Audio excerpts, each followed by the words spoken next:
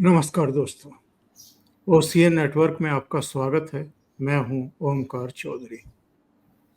पश्चिम बंगाल करीब-करीब 1 सप्ताह से जल रहा है। मुर्शिदाबाद और उसके आसपास के इलाके, कुछ दूसरी जगहों पर, कलकत्ता में तो बसों से, ट्रकों से भर-भर करके लोगों को लाया जा रहा है, इकट्ठा किया जाता है, प्रदर्शन करवाया जाता है। और मुर्शिदाबाद में लोग, ये जो हिंसक लोग हैं, ये बेकाबू हो गए हैं। सैकड़ों परिवारों को पलायन करने के लिए मजबूर कर दिया गया है। 3 लोगों की हत्या कर दी गई है। हिंदुओं के घरों को टारगेट किया गया है, उनको तोड़ा गया है। और सबसे आश्चर्यजनक बात यह है कि पश्चिम बंगाल की मुख्यमंत्री ममता बनर्जी केवल इतना भर बयान दे रही हैं कि साहब, हम वक्फ संशोधन अधिनियम को लागू नहीं होने देंगे, तो फिर आप लोग हिंसा क्यों कर रहे हैं? जो जमीनी रिपोर्ट्स आ रही हैं, पुलिस और प्रशासन हिंसा, तोड़फोड़, आगजनी और हत्या करने वालों पर कोई सख्त कार्रवाई करता हुआ दिखाई नहीं दे रहा है। कुछ गिरफ्तारियां हुई हैं। लोगों का ये कहना है कि जब से सीआरपीएफ आई है, केंद्रीय सुरक्षा बल आए हैं, तब से थोड़ा सा दहशत में है दंगाई, वरना पुलिस का उन पर कोई खौफ नहीं था। आज 2-3 विषयों पर बात करेंगे। मीलोड्स राष्ट्रपति को निर्देश देने लगे हैं, राज्यपालों को बाउंड करने लगे हैं। इस पर भी जरा चर्चा करेंगे। उनकी सीमाएं क्या हैं, और हर एक संवैधानिक संस्था की अपनी एक सीमा है और कुछ गरिमा और मर्यादाएं भी होती हैं। और ये जो लुटियन मीडिया पश्चिम बंगाल की हिंसा पर एकदम चुप्पी साधे हुए है, मरघट जैसा सन्नाटा दिखाई दे रहा है, जरा इस पर भी बात करेंगे। मेरे साथ जुड़ रहे हैं आपके, हमारे सबके प्रिय और राजनीतिक मामलों के भी और तमाम दूसरे मामलों के भी मर्मज्ञ, चिंतक, मनीषी और सीनियर पत्रकार, लेखक भाऊ तोरसेकर। तो भाऊ साहब से जुड़ करके चर्चा को आगे बढ़ाएंगे। भाऊ, नमस्कार। नमस्कार। बहुत स्वागत है भाऊ। भाऊ, पश्चिम बंगाल पर आज योगी आदित्यनाथ भड़के हैं। हरदोई में उनकी सभा थी। सभा क्या थी, वो कुछ योजनाओं, परियोजनाओं का शिलान्यास, उद्घाटन करने गए थे। वहाँ जो पब्लिक आई थी उनको संबोधित कर रहे थे, और उन्होंने ममता बनर्जी की चुप्पी पर, इन दंगाइयों पर ये कहा है कि लातों के भूत बातों से नहीं मानते हैं, और अगर आपको बांग्लादेश पसंद है तो आप वहीं चले जाइए। और उन्होंने ये कहा है कि सेकुलरिज्म के नाम पर दंगाइयों को खुली छूट दी जा रही है वहां पर, और मुख्यमंत्री चुप्पी साधे बैठी है। तो ये तो अभी की बात नहीं है ना, ये बहुत पहले से हो रही है। अब जब ममता नहीं थी तब से हो रही है, ये आज की बात तो बिल्कुल नहीं है।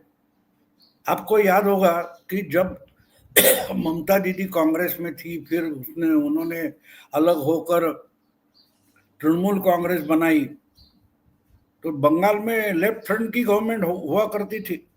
और उस वक्त बांग्लादेशियों को रोकने के लिए ये जो जनगणना, यानी कि आपकी भाषा क्या है, आप कहाँ जन्म है आपका, आपका सब प्रोफाइलिंग करना, ये तो मांग लोकसभा में खुद ममता ने की थी। लेकिन जब मुख्यमंत्री बन गई तो मुख्यमंत्री क्यों बनी है भूल गई है। जब सेंट्रल गवर्नमेंट के फोर्सेस बंगाल में लगाए गए 2000 मेरा ख्याल है 2011 में, राव नाम के कोई स्पेशल ऑफिसर थे चुनाव आयोग के, उन्होंने वो प्लान किया था, और पहली बार बंगाल में मेरा ख्याल है 8 दौर में वोटिंग हुआ था। 8 दौर में 30-35 चुनाव क्षेत्रों में वोटिंग होता था। फिर वो फोर्स पूरा का पूरा उठाकर 5 दिन में दूसरी जगह लेके जाते थे। तो उसके परिणाम में ममता दीदी को बहुमत मिला, क्योंकि पोलिंग बूथ कैप्चर करना करे जो गुंडे सब करते थे सीपीएम के लिए, लेफ्ट फ्रंट के लिए, वो सेंट्रल गवर्नमेंट फोर्सेस के कारण चुप हो गए। लोकल पुलिस का उनको आश्रय था, लेकिन अगर बूथ का पूरा कंट्रोल सेंट्रल गवर्नमेंट के फोर्सेस में आ गया तो उसके परिणामतः ममता दीदी जीत गई थी। तो ये जो गुंडे वगैरह होते, मैं कभी नहीं मानता कि गुंडे इतने शक्तिशाली होती है। जब शासन प्रशासन और पुलिस का उनका संरक्षण होता है तब जाके वो गुंडा कोई, ये दाऊद कौन है? दाऊद तो एक पॉकेटमार था, उसको इतना बड़ा गुंडा माफिया किसने बनाया? जब उसको मुस्लिम पुलिस डिपार्टमेंट का आश्रय मिला, उसको संरक्षण मिल गया, उसके बाद वो बड़ा हो गया। 10-12 पॉकेट मार इकट्ठे किए, फिर रस्ते वालों को लूटने लगा, दुकान वालों से उगाई शुरू की। बड़ा होते होते होते तो एक बात साफ है कि वो जो लेफ्ट फ्रंट के साथ गुंडे थे वो इनके साथ आ गए, तो उसमें ज्यादा मुस्लिम है, इसलिए हम कहते हैं कि वो मुस्लिम है। यूपी में भी मुस्लिम गुंडे थे, माफिया थे, लेकिन क्या विकास दुबे कौन मुस्लिम था? नहीं था, लेकिन उसको भी एनकाउंटर में मार डाला। तो हमको बंगाल की सिचुएशन समझना जरूरी है कि वही गुंडे आ गए, और अब आहिस्ते आहिस्ते जब तक लोग तंग नहीं होते, 2012 में अखिलेश की बहुमत आ गई और पूरा का पूरा उत्तर प्रदेश गुंडों के हवाले हो गया। उसके परिणाम तहा 2017 में बीजेपी आ गई। तो लोगों को भी एक बात है कि लोगों को भी जब तक चुभता नहीं और चुभने के बाद भी चुप बैठे, उनको जब तक खून निकलता नहीं तब तक अपने आप पर छोड़ना चाहिए। पिछले समय टाइम था, अकेले 211 सीटें वगैरह ममता को आई, वो सिर्फ मुस्लिम वोट बैंक से नहीं आई है, उसमें आधे से ज्यादा तो हमारे हिंदू है ना, जिन्होंने ममता दीदी को वोट दिया है। तो वो चाहते हमारा खून और बहे, तो बहने दो, आ जाओ आराम से। जब एक बात है, डॉक्टर के पास आओ जाओगे, डॉक्टर आपको दवाई देता है, नहीं नहीं ये बहुत कड़वी है, हमें नहीं चाहिए, तो जाओ भाई, मरने के 2 दिन पहले आ जाओ, फिर वही दवाई दे देंगे। तो हर कोई बात अगर सेंट्रल गवर्नमेंट ने करनी है तो आप क्या करने वाले हो? हमने एक वोट दिया, काम खत्म हो गया? बिल्कुल नहीं है। आपने वो एक वोट दे दिया, जो बीजेपी 3-4 एमएलए की थी वो 77 बन गई, तो अगले 5 साल में या अगले 2.5 साल में लोकसभा आती है, अगले 5 साल में विधानसभा आती है। तो आपको अगर निजात पाना है उस गुंडाई से, तो आपको अगले 5 साल आपने जैसे और 10-15 वोटर हर एक को पैदा करने पड़ेंगे, तब जाके 50-60% जो हिंदू है वो एकजुट होकर ममता और ममता के गुंडों को पराजित कर सकती है। उसके लिए हथियार की जरूरत नहीं है, आपको उससे मुक्ति पाने की इच्छा जरूरी होती है। आपको बीमारी से अलग होना है, बीमारी से मुक्ति पानी है, तो आपको तय करना पड़ता है। डॉक्टर नहीं तय कर पाता कि आपको भाई स्वस्थ बनाना है, ये डॉक्टर का डिसीजन नहीं होता, ये आपका डिसीजन होता है। और जब आपका डिसीजन होता है तो आप बोलेंगे मैंने तो बीजेपी को वोट दिया था, अब बाकी हिंदू है वो नहीं दे रहे तो मैं क्या करूं? देखो एक बात होती है, अगर हाथ को या पैर को कुछ लगता है तो कड़वी दवा मुंह लेता है ना, मुंह अंदर लेता है। मुंह अगर बोले कि हाथ को लगा है, पैर से खून निकल रहा है, तो मैं कड़वी दवा मुंह मैंने, मेरे को तो कोई जख्म नहीं हुई है, ऐसा अगर मुंह बोलेगा तो नहीं चलेगा। तो इसलिए जो पूरी बॉडी करके होता है उसको हम हिंदू बोल सकते हैं। तो इसलिए मुझे लगता है कि ये होने वाला है, लेकिन जब तक चुभता है वो तब तक चला लेते हैं, लेकिन खून निकलता है तो बलूचिस्तान बन जाता है। बाबू, एक बात तो आपने बहुत पते की कही है कि जो वहाँ का हिंदू है, जो विभाजित है, वही अपनी दुर्दशा के लिए जिम्मेदार है। लेकिन बहुत लोग कहते हैं कि बार बार हिंसा हो रही है, बार बार निशाना बनाया जा रहा है, अब तो पलायन के लिए भी मजबूर हो गए। और ये बात, एक सवाल खड़ा किया जाता है कि केंद्र सरकार मौन क्यों है, राष्ट्रपति शासन इम्पोज क्यों नहीं कर देती है? नहीं, वो बिल्कुल आसान है, बोलने वाले के लिए तो बिल्कुल आसान है ना, क्योंकि आप तो करने वाले नहीं हो। एक बात होती है, जो तार पर से चलता है उसको बैलेंस संभालना होता है, आपको तो बैलेंस संभालना नहीं होता। बैट लेकर खड़ा है सचिन तेंदुलकर हो या सौरव गांगुली हो, उसको 10-15 सेकंड में बॉल आता है सामने, तो उसको फेस करना है, आपको तो नहीं करना है। आप तो स्टेडियम में बैठे हो उसकी गलतियां ढूंढने के लिए। उस पूरे 2 या 3 सेकंड में उसको डिसीजन लेता है कि मैं बैट कैसे घुमाऊंगा। तो उसके लिए सब आसान है और आपके लिए बड़ा मुश्किल है। तो ऐसी बात नहीं होती। कहने का मतलब ये है कि मोदी के पास या बीजेपी के पास सेंट्रल गवर्नमेंट की ताकत है, लेकिन वो अगर गलत ढंग से इस्तेमाल हो गई तो दिल्ली की सरकार भी गिर सकती है, सत्ता हाथ से चली जा सकती है। तो आप कह रहे हो कि अभी अभी मुझे लगता है कि ये हो गया तो बढ़िया हो जाएगा, तो मैं बोलूंगा कि अरे अंबानी का इसमें फायदा है, तो अंबानी इसमें 50,000 करोड़ क्यों नहीं लगाएगा?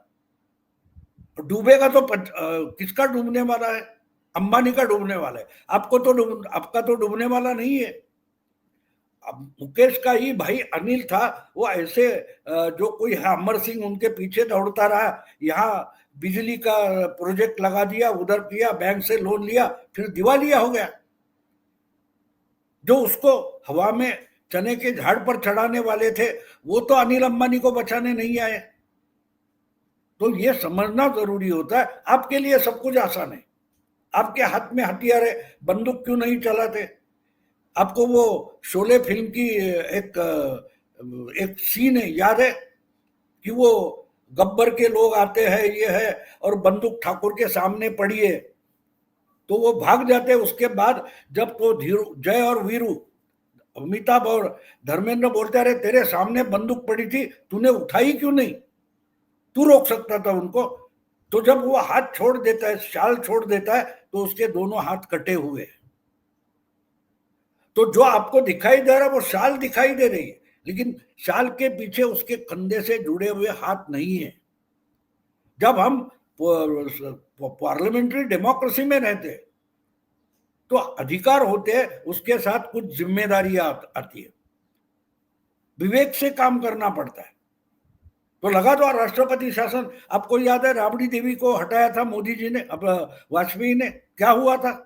4 महीने में वापस लाना पड़ा, क्योंकि जो सोनिया गांधी बोली थी कि ऐसे तो सरकार नहीं चल सकती, बिहार में तो पूरा जंगल राज हो गया, तो प्रमोद महाजन ने सोचा कि चलो राज्यसभा में सपोर्ट करेंगे, तो लोकसभा में इनका बहुमत था, लेकिन राज्यसभा में बिहार के राष्ट्रपति शासन को सपोर्ट देने से सोनिया गांधी ने इनकार कर दिया, तो राबड़ी देवी को वापस लाना पड़ा। नाक किसकी कट गई? सोनिया गांधी की नहीं कटी, वाजपेयी सरकार की कट गई। तो ये जब बैठकर सोशल मीडिया पर या कहीं कहीं कुछ बातें कर रहे हैं, वो तो प्राइम मिनिस्टर है नहीं, वो तो सरकार नहीं चला रहे। तो सरकार चला रहा है, उसको सब चीजें ध्यान में रखनी पड़ती है कि आज करेंगे, और अगर कल बोमई केस के जो शर्त है उसका क्या करेंगे वो भी देखना पड़ता है। तो इसलिए खड़ा होने दो। देखो, जितनी बीमारी और बड़ी होती है ना, उतनी इमरजेंसी में ज्यादा जल्दी डॉक्टर के पास भागते हैं। तो 1 साल के बाद चुनाव है, मैं बोलता हूं कि एक तरीके से जो हमारे योगी बाबा की स्लोगन है, मंत्र है, बटोगे तो कटोगे, इसका ही प्रचार प्रसार ममता दीदी कर रही है। जो कर रही है गलत है, लेकिन उससे हिंदुओं के दिमाग में एक बात डाल रही है, जितने बटोगे उतने कटोगे। देखो, इसका एग्जाम्पल है, सिर्फ बांग्लादेश में नहीं, पश्चिम बंगाल में भी है। तो वो लोगों को तैयार होने दो। लेकिन इधर शुभेंदु अधिकारी का बयान में देख रहा था, शुभेंदु कह रहे थे कि तटस्थ पुलिस बल जब तक नहीं होगा तब तक स्वतंत्र चुनाव नहीं होंगे। यानी ममता बनर्जी तब तक मुख्यमंत्री की कुर्सी पर रहेंगी, तब तक यहाँ निष्पक्ष चुनाव की भूल जाइए। तो भाऊ, कई विश्लेषकों का ये भी मानना है कि साहब, जब ये वक्फ अधिनियम को पारित करा सकते हैं दोनों सदनों से, तो राष्ट्रपति शासन की पुष्टि भी करा सकते हैं। बिल्कुल करा सकते हैं। आप तो याद रखना चाहिए कि 2024 का चुनाव हुआ, उसमें इनके 300 से नीचे गिरकर 240 तक आ गए। लेकिन वो चुनाव होने से पहले मेरा ख्याल है शायद विज्ञान भवन में एक बड़े देश के सबसे सीनियर ऑफिसर जो होती है उनका एक सम्मेलन हुआ था। उसमें मोदी जी ने साफ साफ कहा था, अगली टर्म में कड़े से कड़े निर्णय की अमल करने के लिए तैयार हो जाओ। तो वक्त पास होने से वो तो शुरू हो गया। अगर वक्त पास हो सकता है तो ये भी पास हो सकता है, लेकिन उसकी तैयारी करनी पड़ती है। 8 तारीख को क्रिकेट का मैच होने वाला है, तो हम 6 बजे सुबह जाकर स्टेडियम पर पहुंच गए तो 6 बजे तो मैच शुरू नहीं होगा। उसका टाइमिंग होता है, उसकी तैयारियां होती है। लोग आते हैं, टिकट खरीदते हैं या पहले से टिकट खरीदा होता है, एक एक को सिक्योरिटी चेक करके अंदर भेजा जाता है। बाद में क्या बोलते टॉस होता है, ये बैटिंग करेगा वो बैटिंग करेगा, ये सब फॉर्मेलिटीज होनी बाकी होती है ना, कि मन में आ गया। वो तो क्या बोलते इंदिरा गांधी भी करती थी, उनको डर नहीं था। राज्यसभा में क्या होगा, इवन कोर्ट में क्या होगा, उसका इंदिरा गांधी को डर नहीं था। आज मोदी जिस ढंग में जिस तरीके की परिस्थिति में काम कर रहे हैं, उससे बहुत आसान परिस्थिति 40 साल पहले थी।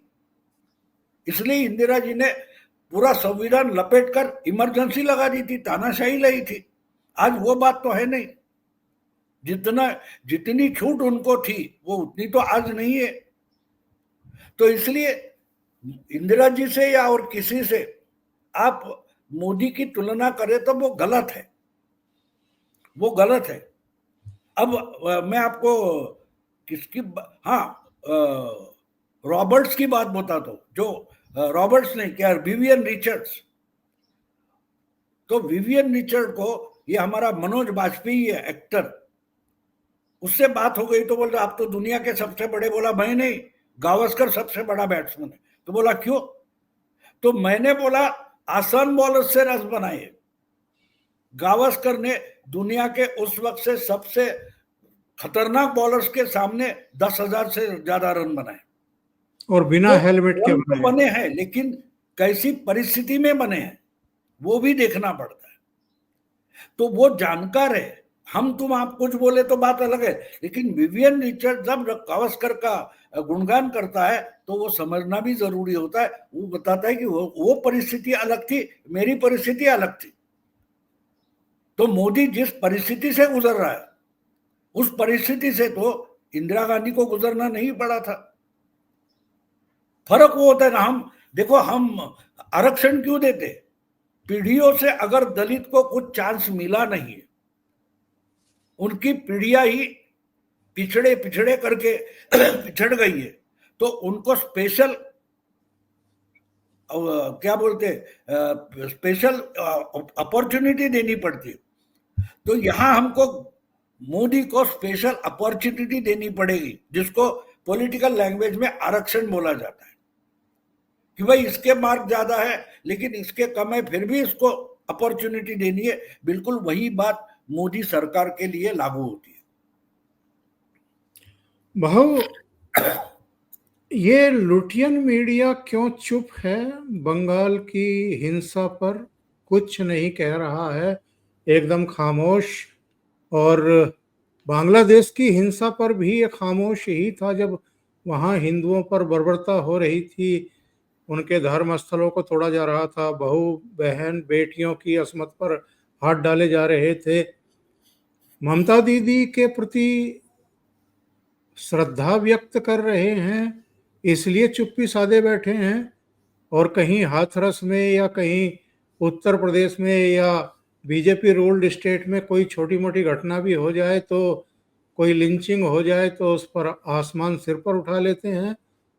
हिंदुओं नहीं पर वो कुछ तो भी हो तो ये चुप नहीं, रहेंगे। आप उनकी भी सिचुएशन समझ लो, तो आप उनको ब्लेम नहीं करोगे। उनको मोदी पसंद नहीं है, तो मोदी के खिलाफ जो भी कोई करेगा वो उनको पसंद करते, वो पसंद करते। क्योंकि उनको मोदी से नफरत है, बीजेपी से, आरएसएस से नफरत है। तो अगर कोई बलात्कारी भी मोदी के खिलाफ बोल रहा है तो उसको साधु महात्मा बनाकर पेश करेंगे। तो इनको उनकी अपनी कोई पसंद नहीं है, ना पसंद ही उनकी पसंद बन गई है। तो उनको मोदी पसंद नहीं है, लेकिन दूसरा कोई नापसंद इंसान है, वो अगर मोदी को गाली देता है वो इनकी पसंद बन जाता है।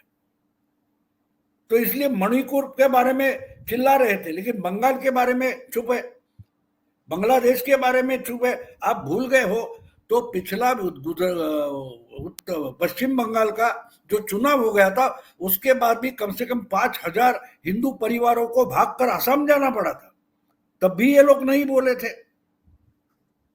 और जितना ये बीजेपी सत्ता में आने के बाद बोल रहे हैं, उसके पहले तो मुजफ्फरपुर, भागलपुर कितने दंगे हुए, मुरैना, आपको ज्यादा याद है, आप उत्तर प्रदेश से हो और उत्तर भारत से हो, कभी किसी दंगे का इतना कैपिटल नहीं किया गया था पॉलिटिक्स में जितना मोदी के एक गुजरात के बारे में किया गया। क्योंकि इनको मोदी पसंद नहीं है, उनको आरएसएस पसंद नहीं है, तो वो जो भी करेगा गलत होगा। इसी को तो दलित का मतलब क्या होता है? कभी जो हमारे यहाँ चातुर्वर्ण मनुस्मृति को गाली देते हैं, वो गाली देने वाले ही मनुस्मृति का पालन कर रहे। जो दलित होता था उसका गुनाह क्या था? उसने दलित करके जन्म लिया, वही तो उसका गुनाह है। ये जो थॉट है वो आज सेक्युलर बन गया। अगर तुम आरएसएस को मानते हो, बस वही तो गुनाह है, तूने गुनाह करने की जरूरत ही नहीं है। तुम आरएसएस में हो, तुम बीजेपी में हो, तुम मोदी का समर्थक हो, बस गुनहगार हो, उसका कोई प्रमाण देने की जरूरत नहीं है। जैसे एक दलित पिछड़ा करके जो कुछ आप लेबल लगा दोगे, उसके बाद उसका स्पर्श भी वर्ज हो जाता है। था ना ऐसा? आज भी वही है। आप मुसलमान हो, आप दलित हो, आप बीजेपी को वोट देते हो। जिस ढंग से सेक्युलर पत्रकार बात करता है वो सोचो जरा, वो उसमें आपको वो सवर्ण ब्राह्मण कंसेप्ट दिखाई नहीं दे रही है कि मुस्लिम कैसे बीजेपी को वोट दे सकता है, एक दलित पूजा अर्चा कैसे कर सकता है। समझे आप? समानता देखो, एक दलित है, पिछड़ा है, तो वो मंदिर में जाके पूजा अर्चा कैसे कर सकता है? एक मुस्लिम है, एक दलित है, वो बीजेपी को वोट कैसे कर सकता है? सिमिलरिटी देख रहे हो? तो ये बात होती है। पूजा अर्चा में एक मुंडी किसी जानवर की काटी गई तो वो भगवान का काम है, लेकिन खाटी कोई कटेगा किसी जानवर को तो वो बड़ा घोर पाप है। था ना? तो यहां क्या है? तो अखलाक की दादरी दिल्ली के पास अगर लिंचिंग हो जाए तो बड़ी बात हो गई, लेकिन पालघर में साधुओं का लिंचिंग हो गया, लेकिन सत्ता में उद्धव ठाकरे है, शरद पवार है, तो उस पर बात मत करो, उस पर पॉलिटिक्स मत करो।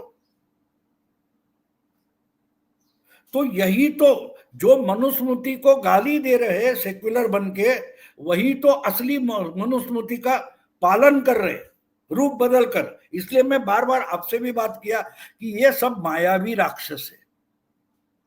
जैसे रावण साधु का रूप लेकर उस सीता माई के कुटिया के सामने आया था ना, मारीच जो था वो कुछ हिरण का रूप लेकर दौड़ रहा था ना, वो मायावी राक्षस थे। तो सेक्युलरिज्म मानने वाले एक तरीके से आज के मायावी राक्षस है। वो जो बोल रहे हैं, उससे जो आवाज निकल रही है, जो शब्द निकल रहे हैं, उस पर भरोसा मत करो। खुद राम सीता माई फंस गए थे और लक्ष्मण भी भागा था ना। किस आवाज से भागा था? झूठे आवाज से। तो बस यही बात है, तो ये क्यों चिल्लाएंगे?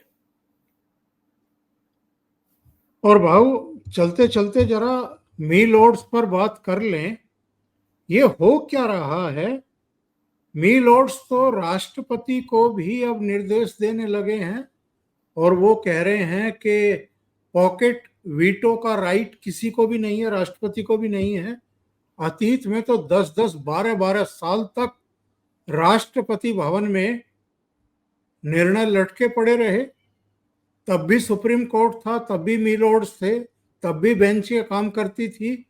किसी ने राष्ट्रपति को दिशा निर्देश जारी नहीं किए। और इनकी शह की वजह से तमिलनाडु में एक अभूतपूर्व काम हो गया। उन्होंने 10 कानूनों को बिना राज्यपाल या बिना राष्ट्रपति की मोहर लगे नोटिफिकेशन जारी करके लागू कर दिया। और देखते ये तो देखो, ये सब होता रहा, दिल्ली में भी होता रहा ना। ये कौन होता है एलजी बोल रहा था ना केजरीवाल। एक बात आप समझ लो, आप जिस ढंग से सोचते हो उस ढंग से मत सोचो।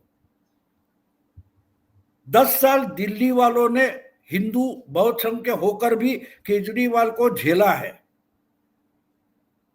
तो उस पर भी एक्शन मोदी या शाह ले सकते थे, लेकिन नहीं लिया। क्योंकि अगर वो बदलाव इस देश को, जनता को नहीं चाहिए, तो उस जनता को सड़ने दो। उनको दवाई की अहमियत समझने तक रुकना पड़ता है। तो अच्छी बात है, तमिलनाडु में जो कुछ हुआ है तो वहां की जनता उसको जवाब देगी। आपके पास एक वोट है, वो समझ के दे, उसका वोटिंग करो। अब अगर ये हुआ है तो उसका अमल और जगह भी होगा, उसके परिणाम भी दिखाई देंगे। देखो, डरा डरा कर आप आगे मत आना, आगे मत आना, ऐसे सामने वाले हमलावर को बोलते रहोगे तो आगे आता रहेगा। आपको भी एक दिन आगे जाना पड़ेगा। लेकिन जब ऐसी बात होती है तो हम उसको आगे आने को चांस देते, ताकि वो हमारे शिकंजे में आ जाए, हमारे ट्रैप में आ जाए। एक मिलॉर्ड जो को आप बोल रहे हो, कोर्ट बोल रहे हो, ये एक भूलते हैं कि उनकी अपनी कोई मशीनरी नहीं है। उनकी अपनी कोई मशीनरी नहीं है। अगर वो संविधान के अधिकार से आगे चले जाएंगे तो जो संविधान से ही बनी सरकार है, वो भी सरकार आपका आदेश मानने से इनकार करेगी। आप राष्ट्रपति नहीं हो, और अगर आप एक पास हुआ विधेयक है वो अमल में लाने की मुक्ति देते हो, तो आपका कहना भी सुप्रीम कोर्ट का सेंट्रल गवर्नमेंट के लिए जरूरी नहीं होता। आप बोलो हम करेंगे नहीं, आप बोलते रहो, कोई बात नहीं। आपको याद दिला दूं, जब मोदी 2014 में चुनाव जीत गए, और शायद मेरा ख्याल है 2015 या 16 की बात है, जब बाबरी गिराने का मामला सीबीआई ने क्लोज किया था, उसको इलाहाबाद कोर्ट ने ओपन किया और सब आरोपियों पर एफआईआर दर्ज करने को बोला, तो उसी आदेश में एक और ऐड किया था कि भाई अभी कल्याण सिंह पर मत करो, क्योंकि वो राजस्थान के राज्यपाल है, जब तक वो राज्यपाल है उन पर एफआईआर दर्ज नहीं होगा। अगर तमिलनाडु में कोई जज ऐसे कर रहा है तो उसको बहुत जल्दी पता चलेगा क्या होता है। एक जज के घर में तो आग लगी है और इनका भांडा फूट गया, बाकी सबके क्या क्या चीजें हैं वो भी सामने आ जाएगी। तो देखो, एक बात होती है जिसको हम हमारे मराठी में जिसको हथगाईची लड़ाई बोलते हैं, अंतिम फेज में जब लड़ाई आ जाती है तो बस या तो जीतो या मरो। तो ये सब लोग, मोदी जी अल्पमत में है लोकसभा में, और जिस ढंग से यह सब चल रहा है इसको हमारे मराठी में हथगाईची लड़ाई बोलते हैं। यानी आखिरी दौर की लड़ाई चल रही, या तुम रहोगे या हम रहेंगे। तो ठीक है, जो कुछ जज कर रहे करने दो, उनको भी पता चलेगा उनकी औकात क्या है, उनकी औकात क्या है। आपको याद होगा पाकिस्तान में जब एक समय आ गया था तो परवेज मुशर्रफ जो वहां के मिलिट्री डिक्टेटर थे, उन्होंने बोला पूरा कोर्ट ही डिस्पेस कर दूंगा, ये कर दूंगा। बर्खास्त कर दूंगा, तो चुपचाप बैठे और उनकी बात मान ली थी। तो ये बात होगी, ये आपको करनी है। देखो, आपको कितनी शर्मिंदगी से अलग होना है ये आपको तय करना है। फिर वो कोर्ट हो, कांग्रेस हो, अपोजिशन हो या मीडिया हो, मीडिया की हालत तो आप देख रहे हो। बिल्कुल। और ये एक भूल जाते हैं कि मोदी जी इमीडिएट रिएक्ट नहीं होते, वो अपना समय लेते हैं अपना। आपको याद, और एक बात मजेदार याद कर, गावस्कर ओपनिंग को जाता था तो पहले 2-3 ओवर खेलते खेलते एक भी रन नहीं बनती थी, बस वो खड़ा होके प्लेड करता था। लेकिन 5-6 ओवर डालते डालते जो फास्ट बॉलर होते थे उनकी एनर्जी खत्म हो जाती थी, उनका स्पीड कम हो जाता था, उनकी भेदकता कम हो जाती थी, बाद में वो उनको कुटता था। बस मोदी और गावस्कर की ये तुलना करो तो आपको पता चलेगा आहिस्ते आहिस्ते क्या होने वाला है। बहुत सही बात आपने कही है भाऊ। थैंक यू सो मच भाऊ, ओशियन नेटवर्क के लिए इतना समय निकाला नमस्कार। और महत्वपूर्ण मुद्दों पर आपने चर्चा की। आपके दर्शकों को बोल दो, मैंने हिंदी का अलग चैनल बनाया है, जी जी। प्रतिवाद। अगर उसको भेंट देकर सब्सक्राइब करें तो अच्छा रहेगा। जी जी। प्रतिवाद भाव का चैनल है, तो उस पर भी आप जाकर के उनके विश्लेषण देख सकते हैं, हिंदी भाषा में ही आते हैं। बहुत बहुत धन्यवाद भाव। नमस्कार।